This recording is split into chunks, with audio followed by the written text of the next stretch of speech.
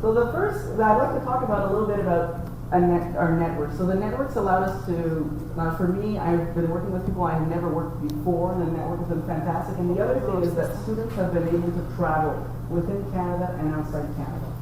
Okay, and I have to say that for me, for this, how to, really motivate a student, send them somewhere and they're like, oh wow, I'm doing this, but I can do this. Okay, so that's really bringing up, I think, our network by allowing a lot of the students, and you see it from the student presentations, the travel has really allowed them to kick it up a notch. I'm almost doing a cooking show. And as well, doing links with making links with their contemporaries, So other students from other universities, and also working with students, getting to meet researchers and so one of the success stories is actually I want to talk about one success story is one of our former HPP, Richard Beale, who was paid out actually of those 2 PDIN projects. He was a postdoctoral fellow at the time, was helping out on those 2 projects. A few years ago, he organized one of the summer schools, and based on that, he started a company. Okay, and he now has his first product. He has a bunch of projects. This company has a bunch of projects, but they have their first product out, which is a spectral radiant. I'm sorry, this one's not. You can't read it, but they have a new device that replaces a spectral radiometer and a pyrodiometer for a much smaller price. And it's actually been sold to a number of companies, including quite a few large flat panel manufacturers. Okay, such as First Solar. I've been buying their equipment, and their first customer was NREL. Wasn't even me. Was NREL, and they owned. It was developed within the University of Ottawa, but they owned some of the IP now. So back to I'm going to probably just talk about 4 slides, and I'm going to stop at the speed I'm talking. But for performance requirements, one of the first things is as you go up in junction, what's really important is how much. So a lot of you have been actually talking about how much money you can make, and a lot of it is based on the solar resource. And these slides are from Mark Yant, who's one of the students in the group. And what you can see here is we've done some comparisons of trying to figure out I talked about concentrated photovoltaics, so it's directional luminescence. So 80 to 90% of the solar resource that is available. What we can see here is this is a binning of the air mass. So the directional luminescence is the air mass. And what we can see is, what we're looking for is what is the actual air mass for different locations. So there's been studies by Pierre Verlinden and independently by Sarah Kurtz from NREL. And Pierre Verlinden before he was at Trina Solar.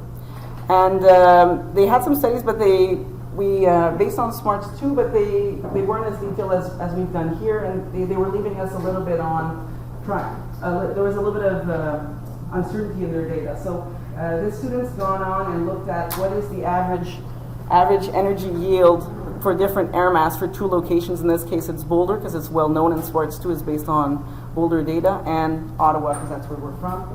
And then we looked at if you look at these average air masses, what would be the band gaps for the various junctions? And this is based on SMARTS 2 data and also a software that we've developed that's called MGOP that takes into account the VOC, the fill factor, the ISC for non-idealized cells. And also that's why you have the fill factor. And if you look here, the spectras do change. Overlaid on it in gray is the there's 1.5D, which is the middle one, and you've got 0.7D and 3.1D. Okay? And what you can see here is that what's great is that all these band gaps are not within where you have the water absorption.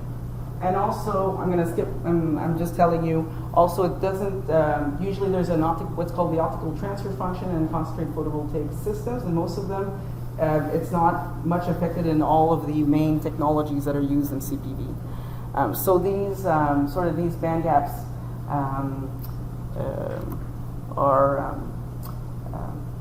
these band gaps are pretty solid in terms of most systems. Now what we can see here is I'm going to show 2 examples. One is for Boulder. So the standard for one junction is AM 1.5D. But what this study shows is that for 6 junctions, so as you go higher and higher junctions, you now have to, for Boulder, do an AM 1.8D spectra. So you have to tune your band gaps, and you have to also take into account that it's going to be an AM 1.8 8D spectra. For Ottawa, it's actually about the similar shift.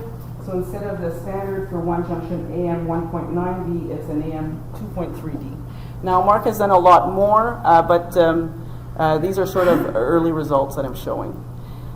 How many more minutes do I have, Raphael? Oh, you're chairing the session.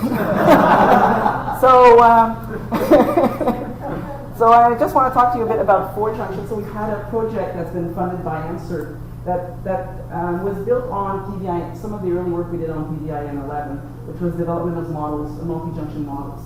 And that was within me. And this work here is a single growth 4 junctions. And we'll hear Andreas a bit talk, for the ones who are staying for tomorrow's conference, he's going to be talking about fantastic cells that they have been doing with 2 substrates, where they have the world record. This project was how can you do it with 1 growth. Okay, and if you look here, this is a standard external quantum efficiency. What you can see is with dilute nitride, there's some issues. It's the VQ is not as good as the other subcells, so because of that, you have to improve.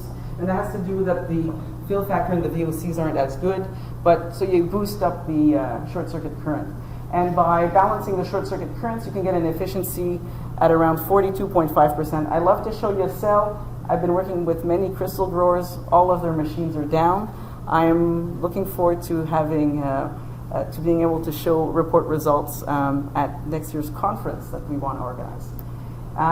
This is just to show that we can do nice cool band gaps and understand what's going on. And one of the things is as you go from 4 to 6 junctions, and this is I'm bringing in, this is a segue from what work that we developed within Project 8 with Raphael, is within Project 8 we're doing down conversion.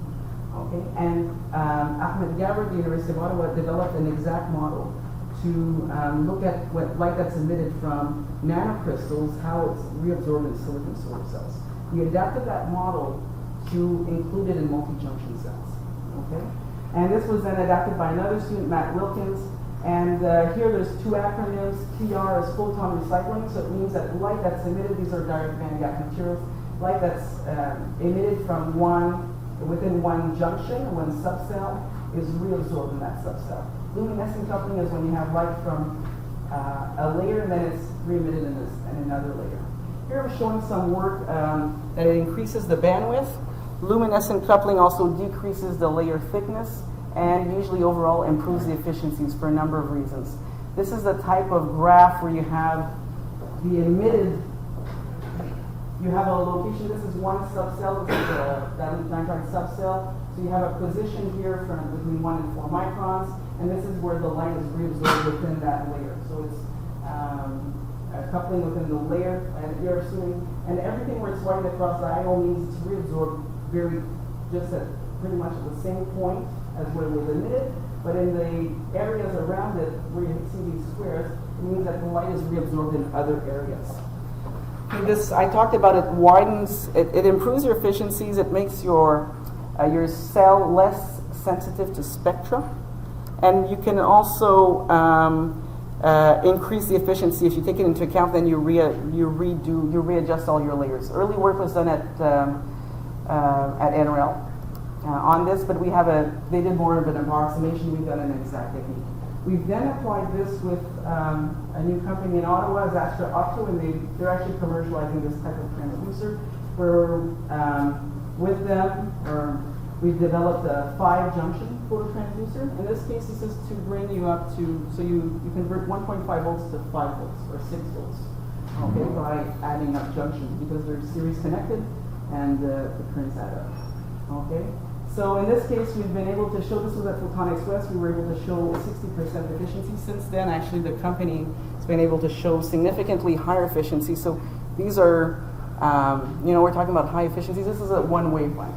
So it's 1 wavelength, theoretically, can go, I'm not sure what the theoretical, maybe I half-assed Jacob, but the theoretical efficiency is at least 80%. Actually, 95, I think we can hit. You're in concentration, this is in concentration.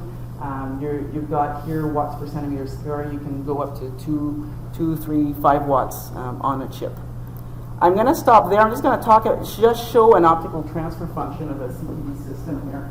So, and then Andreas can talk all about how they're optimized. But here is the solar spectrum in light blue, and then you have the optical transfer function in either dark blue, darker blue, or black. So here you can see that as you become, this is for TMMA, which is the one that usually absorbs the most in the infrared. The other standard option is silicon on glass, which is a little bit better, doesn't absorb as much. But if you look at when you go to 4 to 6 junctions to get these system efficiencies that are above, right now already you know the system efficiency world record is at 39%, so getting up to 40 to 50% system efficiency, then looking at those two interplays together is becoming very important. And I think there's going to be a lot of work done in this field in the next 2 to 3 years to get to 50% efficiency systems. Thanks a lot. Thanks very much.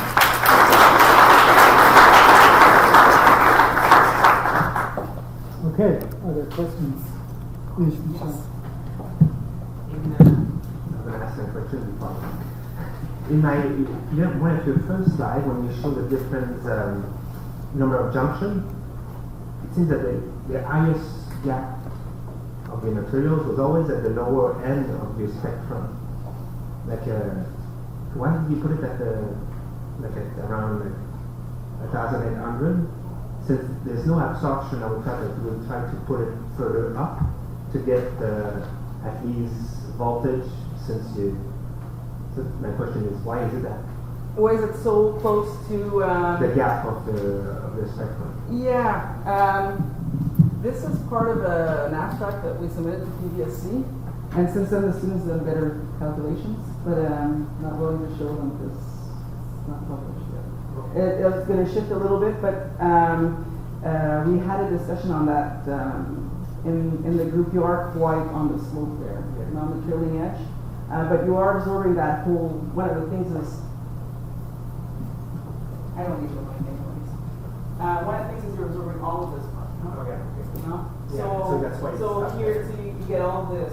So if you go to 7 junctions or whatever, you might want to go up here, 7 or 8. But right now, I think if you need 8 to use this part, and then this is very hard because it's not on germanium, it's not on indium arsenide. Which material? You saying why don't you go further down? Well, you use both. Now I understand because I thought it was EV instead. Yeah, it's right there. It's at the top.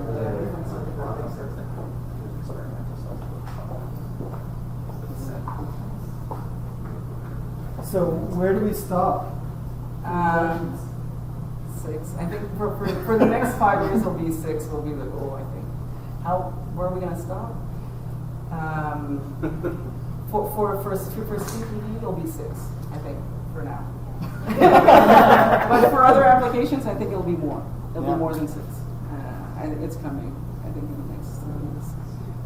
I have the intention of working on it. And then I have a contract to work on it. So.